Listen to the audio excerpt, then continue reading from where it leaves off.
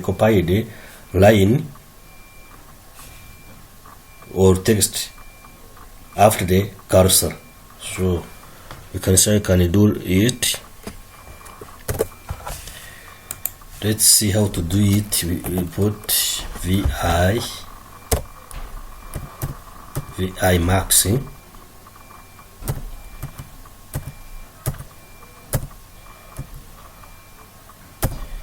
vi maxing. I want to copy the first line, this one, and then paste it here.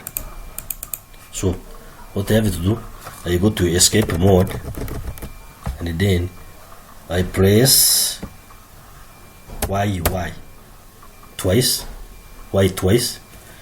and then go to insert mode,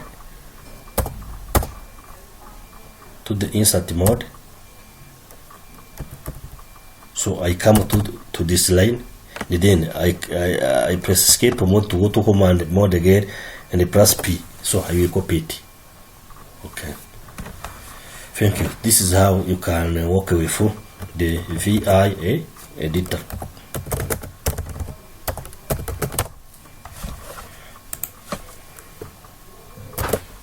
So the students, let's continue with Unix file system basics. So what is a file system? A file system, it is a logical collection of file on a partition or a disk. A file system, it is a system which is going to define how your file and directory are organized into your disk. So, or on a partition. So a partition is what? It is a container of information in the can span on hard disk if desired. Partition, it is like a part of your hard disk. You can divide the hard disk into partition as in the same way you can divide your house into rooms. So a partition will be like a room. So in a room you store some data, some items. So the disk also, the partition can store some more data. So your hard drive can have various partition, so which usually contain only one file system. So a hard disk is allowed to have only one file system, but you can also have so many file systems. So each partition can be formatted using a different file system. So such as one file system housing the file system or another containing the home file system. So one file system per partition allows for the logical maintenance and management of different file systems. That means a file system will work inside a partition. So if your hard disk is having only one partition, it means that the one partition occupies the entire hard disk. So the file system will be managed, will help you to manage the file organization into your hard disk. So in Unix, everything is a file. It means what you have to manipulate will be in the format of file. Either commands are a file, ordinary file, also special file, directories, application you are running, and the form of files. So everything is a file.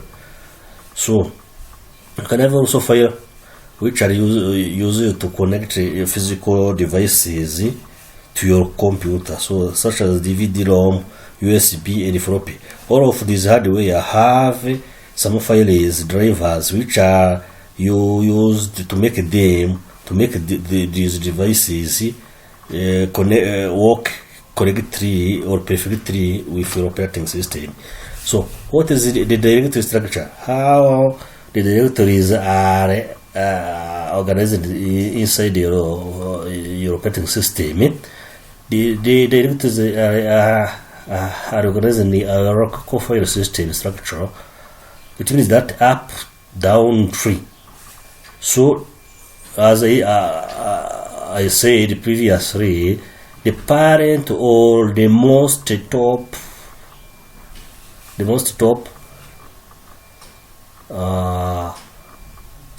directory is root. So the root is specified by slash. It is what we saw it at the first unity. and other directories will be spreading from the root directory. This is the parent. So the Unix file system, it is what? It is a collection of file in directory that has the following properties. So the file system, it is what? It is a collection of file in directories, and the file system has to have a property, which the property means the root directory is will be mentioned as /. So it contains other files in directory. It means that it is the main directory. So each file of the directory is uniquely identified by its name. So you will know a directory by its name. For example, I am having a directory called UG.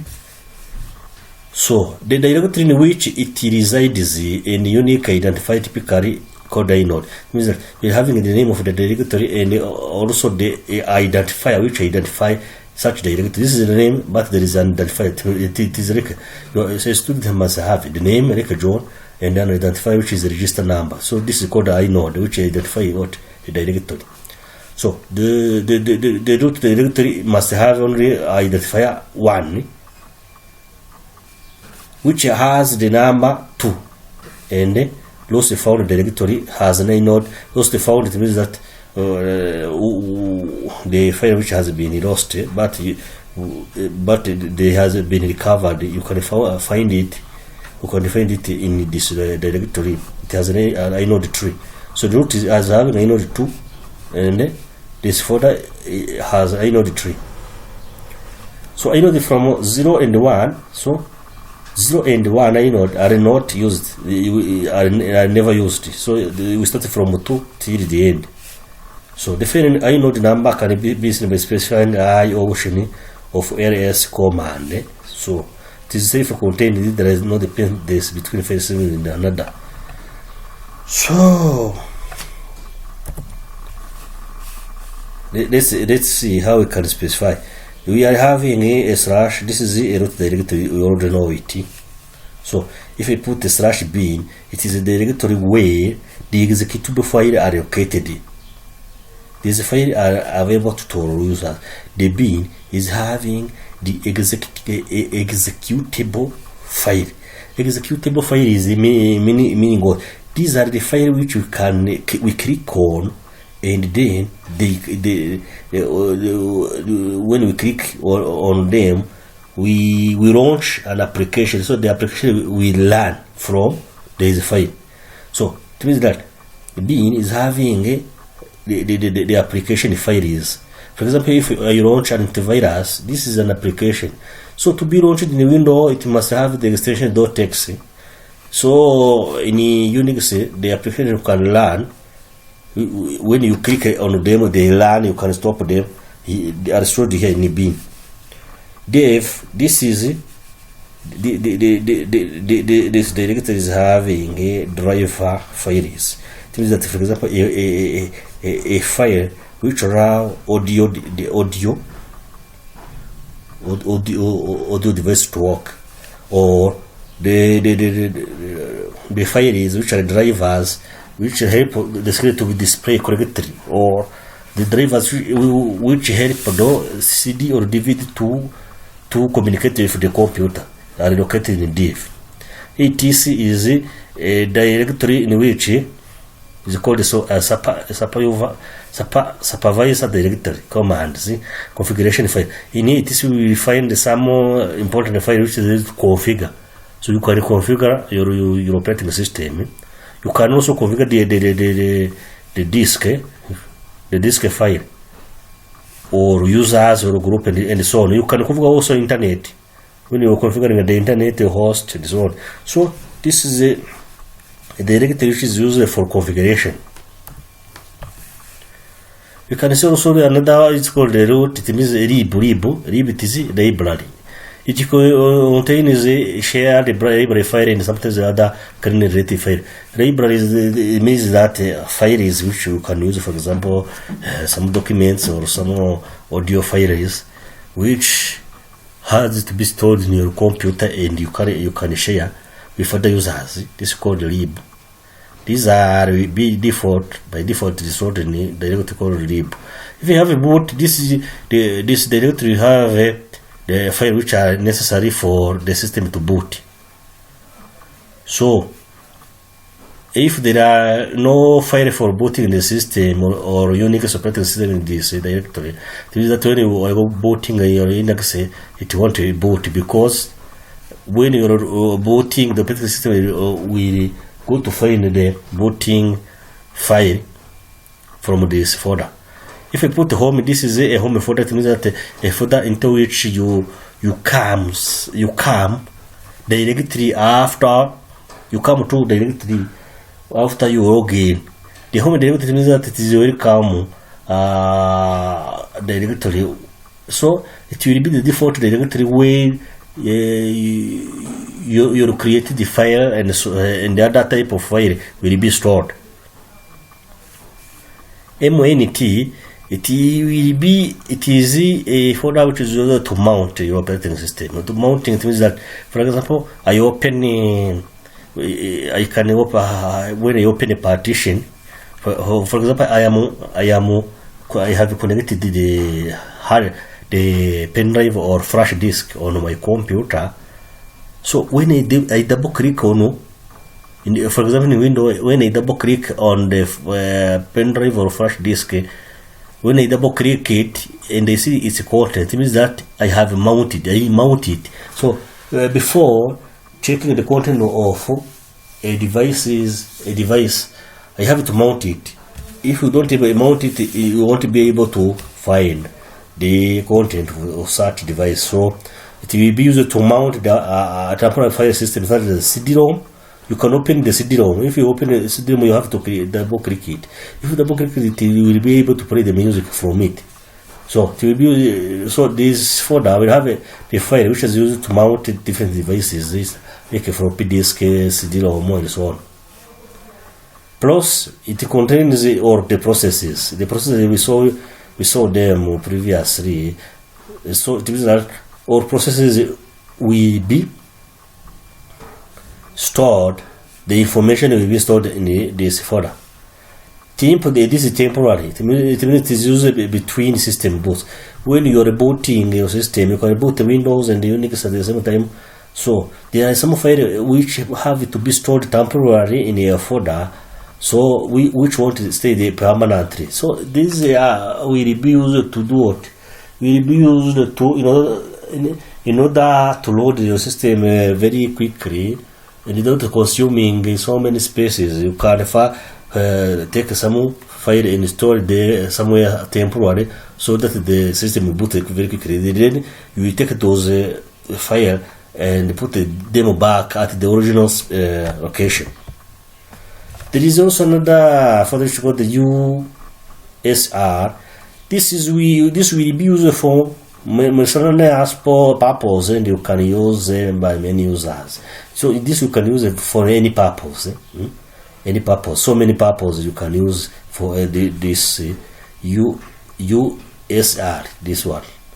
So whatever purpose you need. So you can put the printout file, the file which is used to print. You can put anything. If you put a var, this is to have variable length file such as a log and the print file. For example, you are printing and the printer, there is some problem with your printing. So you do the papers are not what you're printing is not coming on the paper. So it means, or the printer is not communicating with your computer. So you will go to this folder and check what the error has happened. So the error will be stored in the form of log.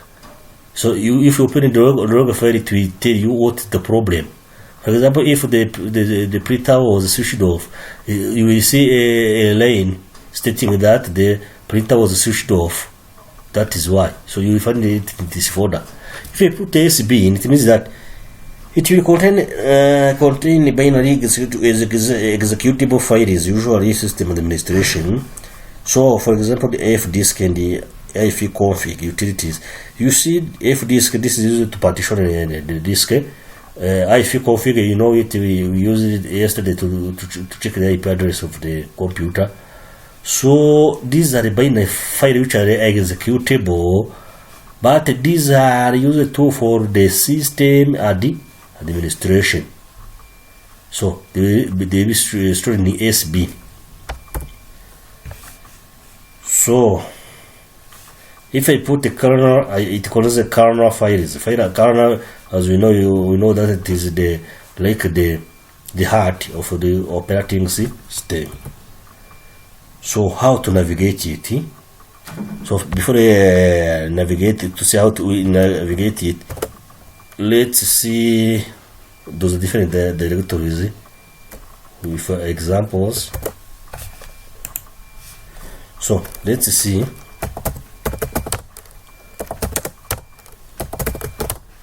Let's go to the root directory. I put cd / like this. I go to the root directory. It is a directory which contains other subdirectories. So all directories in your Unix operating system are found inside the root directory. So I am going to see the content of the root directory. You see that all the directory we have seen are here: bin, etc, media, opt, sbin, user, var, pros, mnt, lost and found, lib, home. You see, the purpose of each directory. So you see that all directory can be found here, and we have previously using some of them. For example, we were using ATC. So you go cd ATC. When you put this, you will find that in ATC there are so many files and directories. Yesterday we were going into network, cd network. You see network, we are configuring the interfaces. So you have to navigate each directory and know the objective of each directory, because you will be using it if you like using Linux. Whatever purpose you will be doing with Linux, you will have to deal with this directory.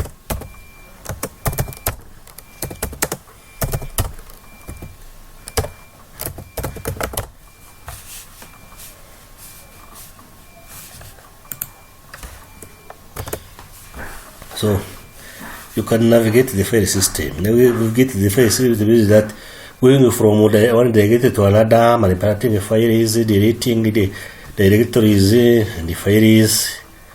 You can do so many things, whatever you want. It means that, as we know, the basics of the file system, you can begin navigating the file you need. You can use all these commands. So you can practice any one of them, but we have to use this command in the exercises. So don't worry.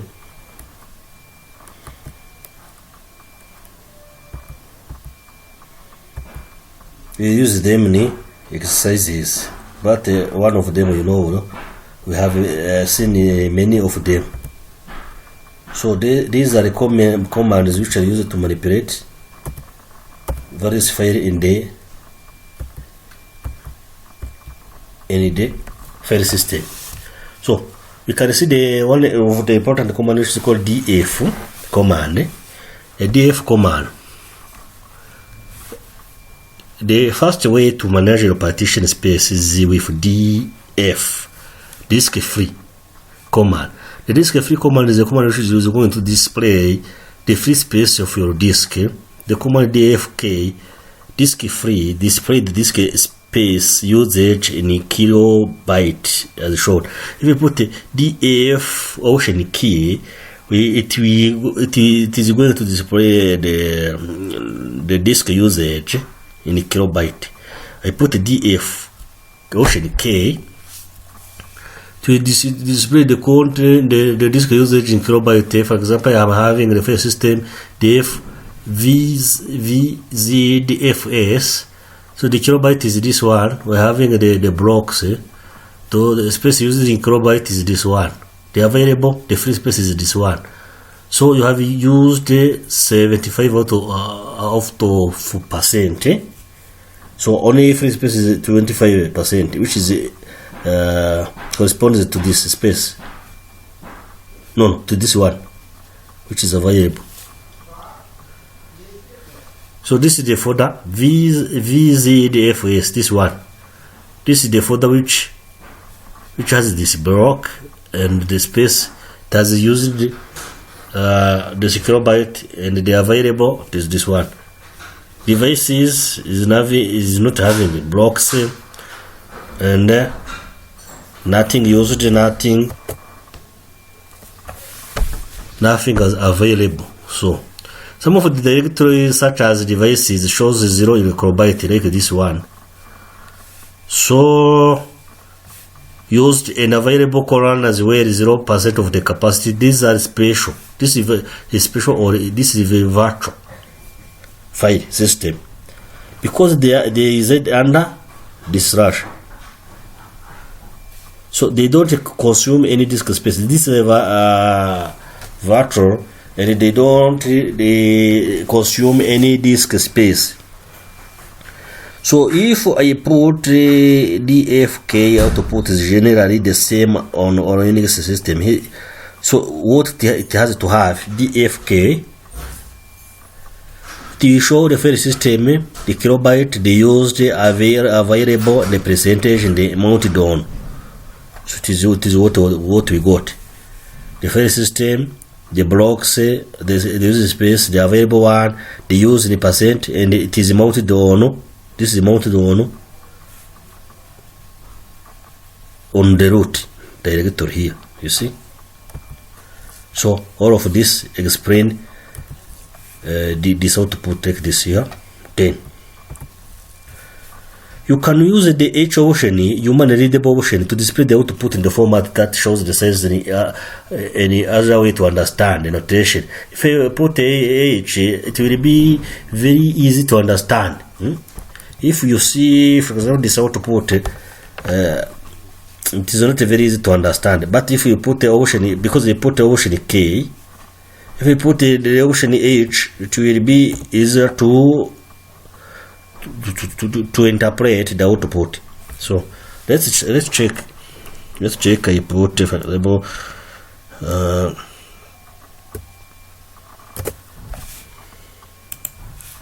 I go, for example, I put the CD ATC.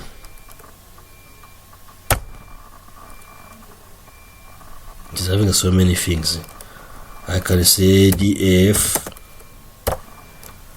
Ocean K. To display that, I'm having different folders inside the ATC. I'm having this folder UDEV. UDEV is having blocks. This blocks. It didn't use any memory, any disk space. The available, it means that it is this one available space. It uses the 0-100%. It is mounted on dev here under root dev directory. I can check the dev CDA, this one. You see that it has used the space 59%. This is consuming so many things, this one. So it is having so many processes.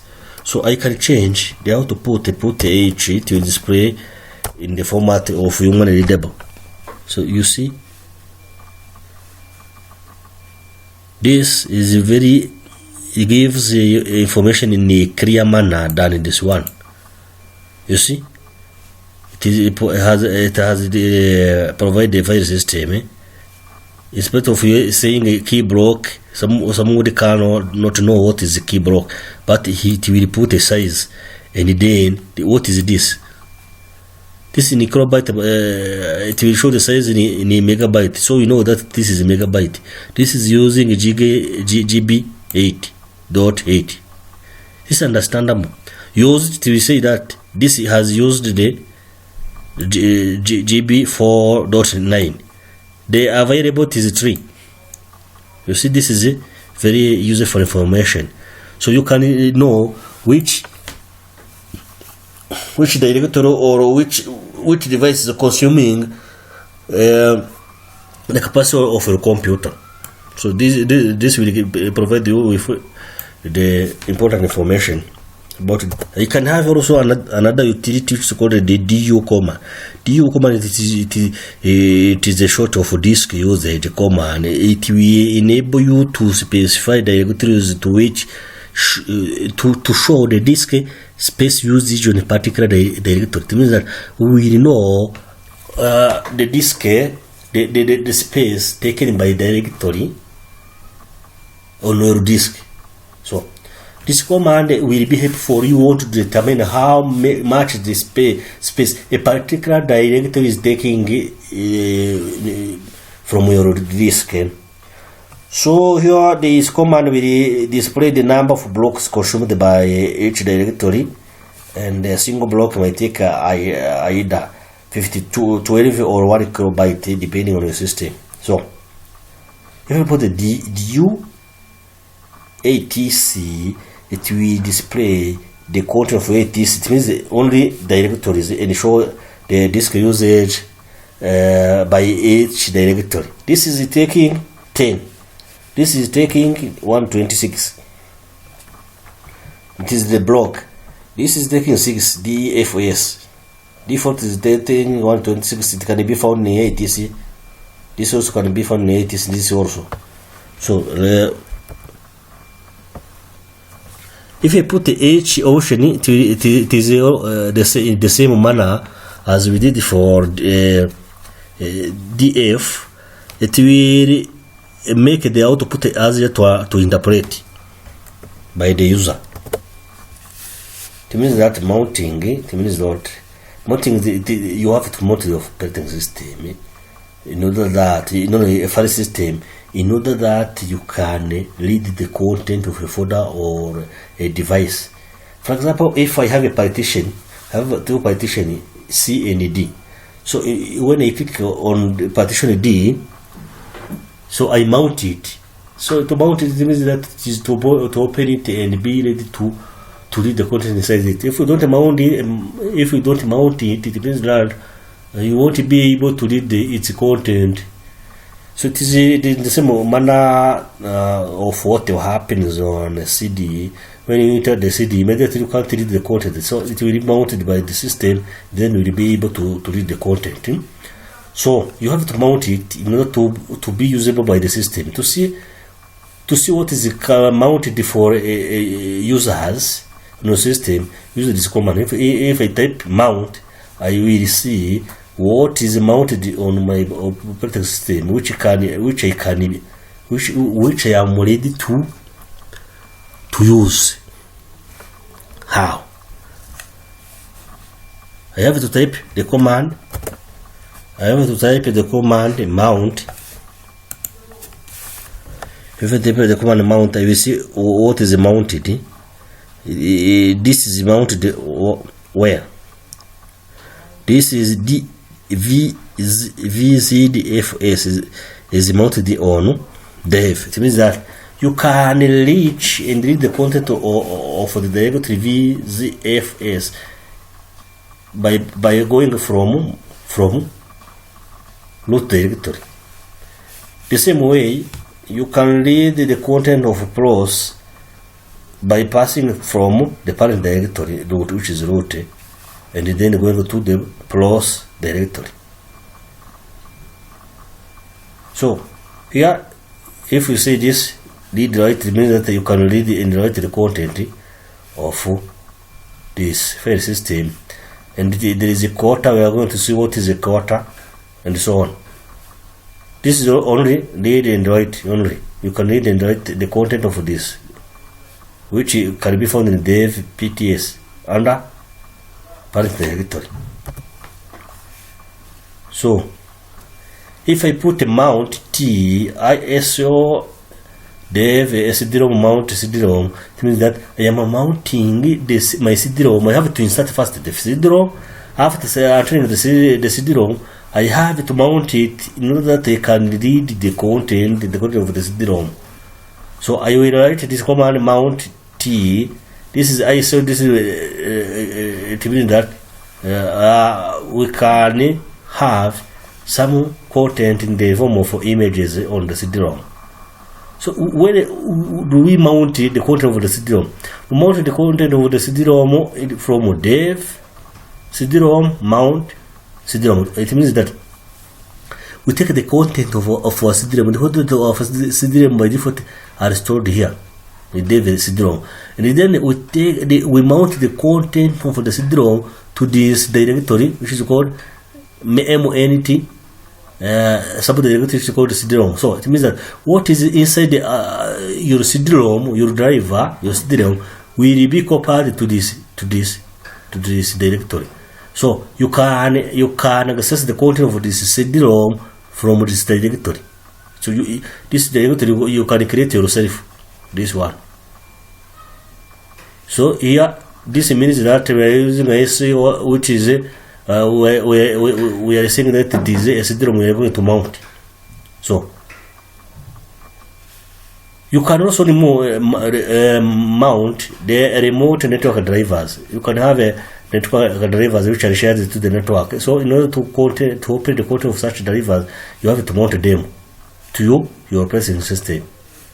So if you need to mount a file system, you can use the mount command with the following sentence. You can report this. If you want to mount the operating system, the file system, you mount the file system. You put the command mount T. This is option. Then file system, the name of the file system, and then you specify where you are going to mount the file system to which device, and the directory inside such a device. For example, they say if you want to mount a CD-ROM, here I'm mounting a file system. A file system of the CD-ROM. A file system of the CD-ROM is the IC or this one.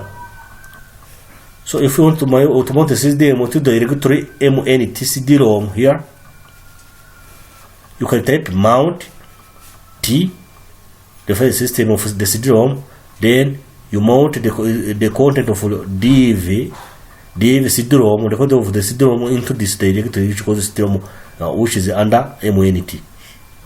So instead of dealing with the CD-ROM itself, you deal with this CD-ROM, the subdirectory, and whatever is in this CD-ROM will be copied to this directory. Instead of copying content from the CD-ROM directory, you copy it from this CD-ROM. This will assume that your CD-ROM device is called dev CD-ROM. This, if you insert in your computer the CD-ROM, it will be under the name dev CD-ROM. So you mount the content to this folder. So you can find some information how to mount it.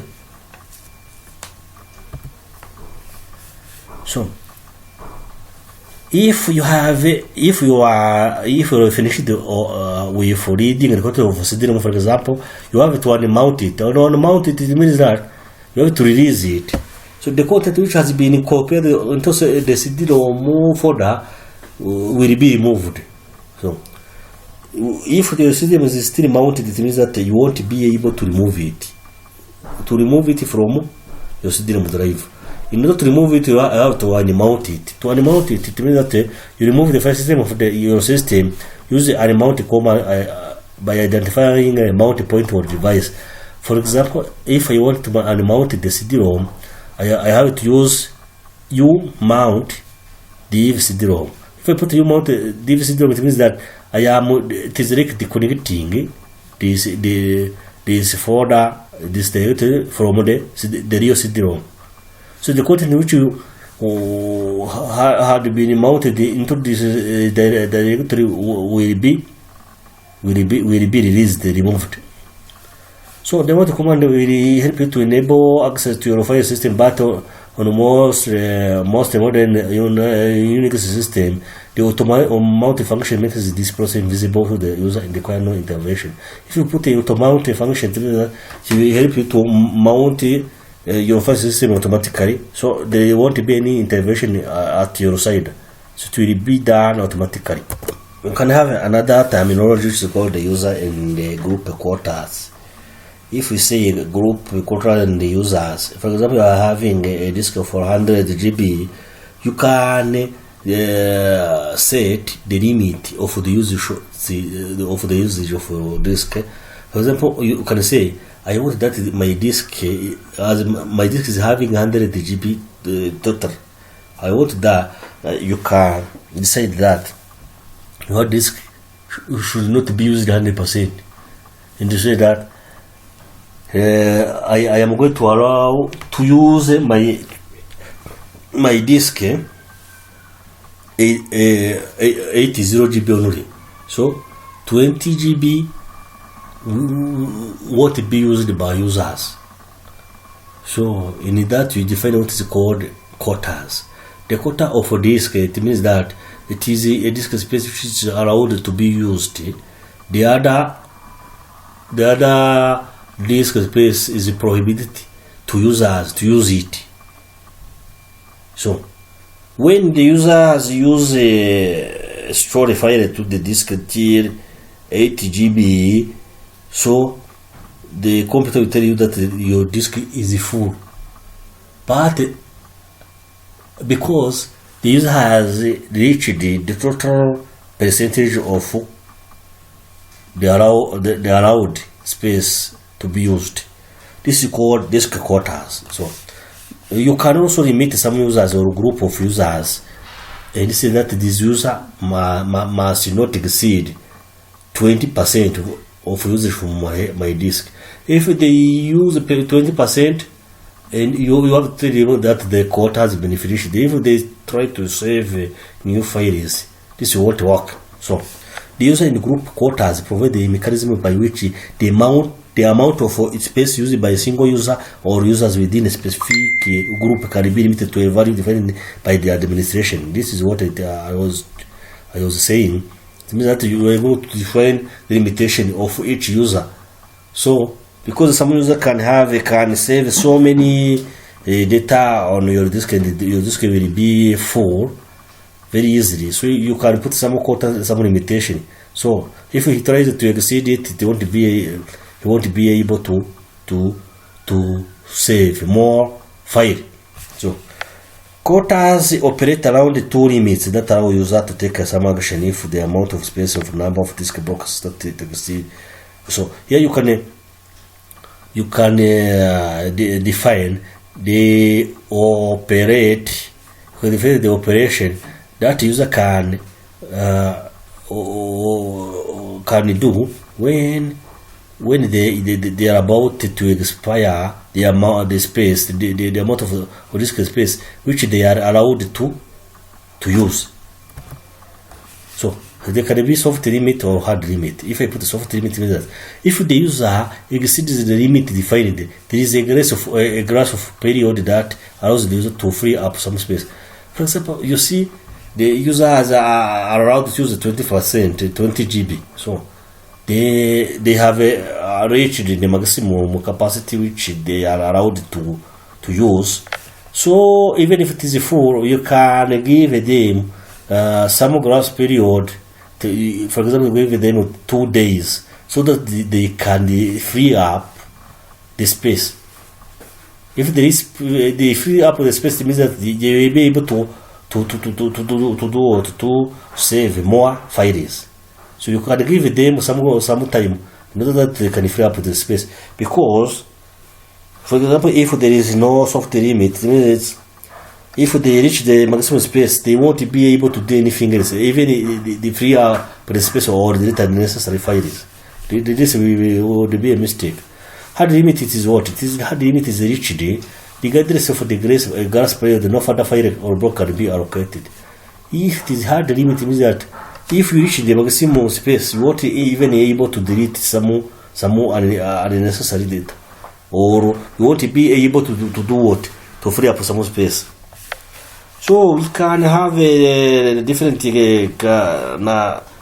commands to administer quotas. So for the limit, it means that. So what are the command? The command will display the disk usage and limit for a user group. if you put a quota, it's commonly display disk usage. The usage of the disk for a group of users or a single user, and the limitation also. So I can have also add the quota. This is a quota editor. User or group quota can be edited using this command. This command can help you to edit or change the limitation of users. If I put a quota change, it means that it will scan a file system for disk usage, creates checks and repair quotas file. So is that quota checks, it will check for quotas where you have set the limitation instead of file system. It will check them. After checking them, if there is some problem with the quotas, it will repair the file inside them. If I use a set quota, it is a command which is going to you are going to use to set the quotas for group or of user or a user itself. If I put a quota on, it means that it will announce the file system that the quota could be enabled on one or more file system. Quota on means that it will tell you, suggest you to do what? To enable quotas on your file system. If it is off, it means that it's suggesting you that the disk quotas have to be disabled. If I put a RIP quota, this prints a summary of the disk usage and the quotas for the specific file system. This will show the summary of disk usage quotas by quotas.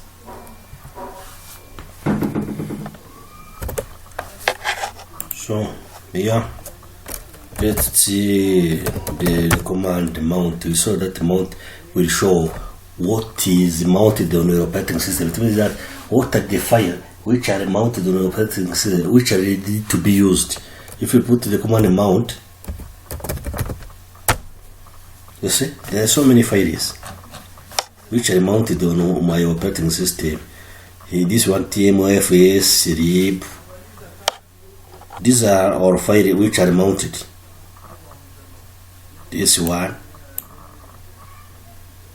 fuse state. This is the file which are mounted. I can write and delete the content of this files. So, is typing this command. I can also mount the operating system. I can mount also the CD-ROM.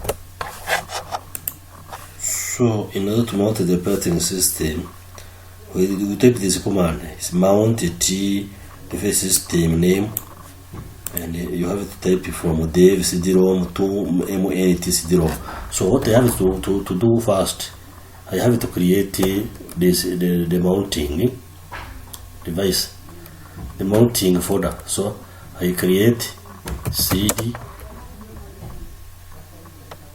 I go to the folder which is called CMNT.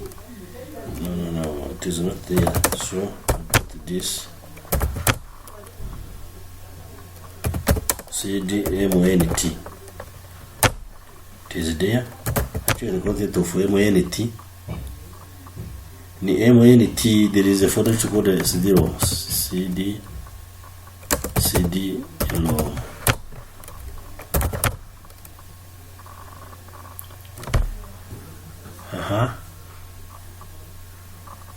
So in the CD-ROM, I am having the disk. I am having the content inside of the CD-ROM. So what I have to do, I have to type the such a command. This one. I mount the content of the CD-ROM from div CD-ROM to MNT CD-ROM. But because I'm in the virtual box, it won't work. But if you are in the main computer, it won't be any problem. It has to work. So I mount the content of the CD-ROM to this folder here. To this folder. So I take, here they say CR0 is write protected because the content of the CD-ROM is write protected. It means you can't delete them. You can copy only, but not deleting them. So as it is regulated, it will be read or only. But here it is saying that it is displaying this message, but it is said that it is already mounted, or CD-ROM is busy.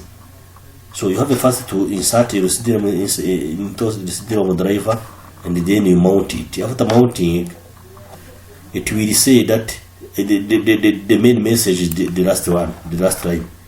If it say that this CR is already mounted on MNT CD-ROM, okay, it is very good. So the content of my CD-ROM has been copied to this folder, so I have to check the folder. So what is the current directory? It is MNT CD-ROM. I check the content. You see, the content which is on my CD-ROM is already has been copied to this folder. This one. So I can manipulate the content of the CD-ROM from this folder CD-ROM. This one. So instead of dealing with the CD-ROM itself, I deal with the folder itself. So I can go here. If I put I can put CD MD5 MD5 sums, MD5 sums, like this.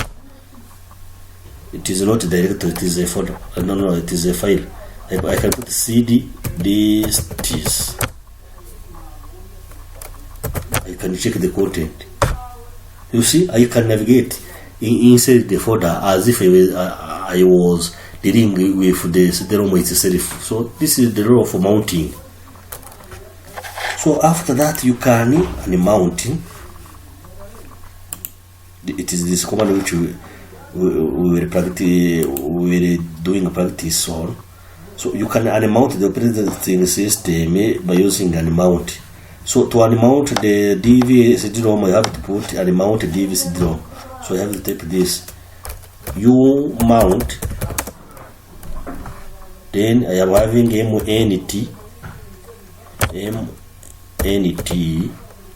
CD-ROM. You say that the target is busy. Why? Because it is busy because my CD-ROM is still connected to my computer. So you can try again, it will be the same. So I have to unmount or remove my CD-ROM and eject it. After ejecting it, to unmount, I shall have to, I go to here to devices, I click optical driver, and I click again to host driver G. If I click again, it will be it won't be connected because I'm in a virtual box. It means that the hot driver G is what it is, the CD-ROM. If I click on it, it means I have released it. So after that, I have to write you mount MNT CD-ROM. I press enter. It will say that the target is busy, no problem. But I check the content of CD-ROM. The content is no more there. It is gone because I have unmounted the file system. So this is how you can unmount it. This is how you can unmount the CD-ROM and read the content of the CD-ROM, and then mount it and then unmount it. So let's go also to the user quotas. As we saw, soft limit, hard limits. So if I put this command quota, this command will display the disk usage and limit for user group. It will be used to limit the user of the group. So if I put a quota,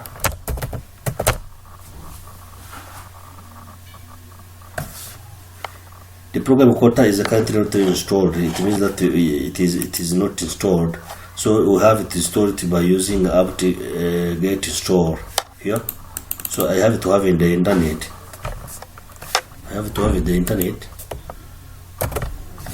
So to check the disk quota, you have to type a quota like this.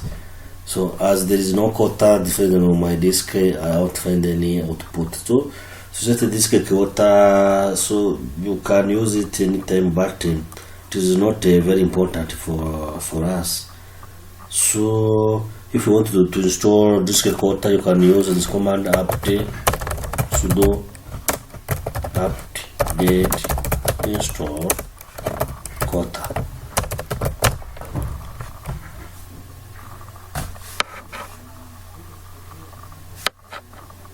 Then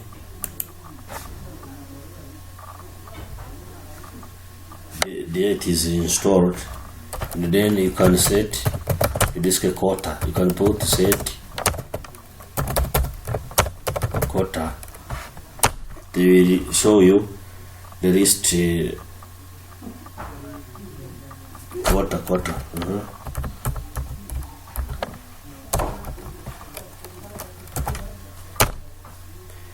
They will show you the list of all the requirements you have to do. It means that the ocean you have to add. So this is not important for us now. Okay, we can see if you want to see the disk quota which has been defined for users in the full disk, use the command quota. So thank you, students. So continue practicing, and then if you have any question, you don't hesitate to ask any question. Thank you.